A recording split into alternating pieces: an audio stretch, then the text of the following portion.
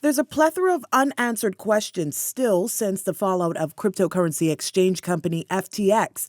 This much coming from opposition leader Michael Pintard, who's urging the government to provide answers. And because of that, the opposition's calling for a parliamentary inquiry immediately. So we believe a select committee of parliament should look at this entire fiasco, and we should call for witnesses, call for documents. Since they don't want to answer, the reality is let's find the answers. Let's do it in a transparent way.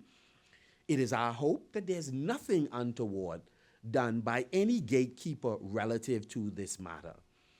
But we do need to find out what occurred, what role, if any, policymakers played in this regard. Are there any assets that are at risk or have been lost? All of these are important matters that need to be discussed. And more importantly, a select committee can look at what do we do in terms of managing similar companies that are already in the Bahamas, one of which has more assets than FTX.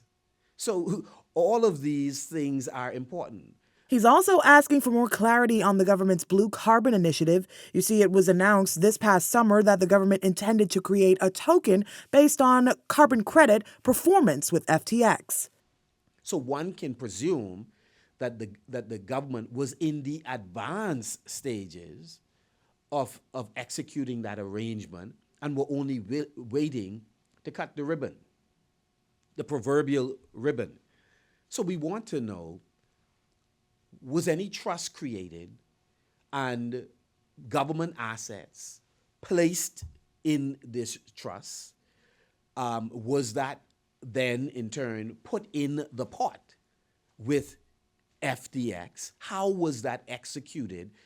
We have confidence in some of the names we heard in terms of the company that would have been engaged in the process. So we have no issue with them. Our issue is with the government explaining how that was going to be executed, and did that tie up any of our resources, and have we made any steps to recover that prior to liquidators being appointed.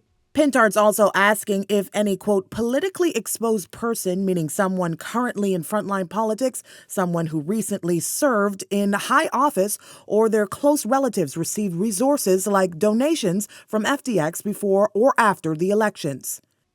And were any of them in a position of trust where someone could assume that they did not carry out their fiduciary duties to carefully make sure they gave no additional advantage to FTX company or any of its subsidiaries? These are reasonable questions, because then you are answering any presumption being made in the international community that you could wave around some funds, and in various countries like the Bahamas, you can have things done or things overlooked. Leah Cooper, Eyewitness News.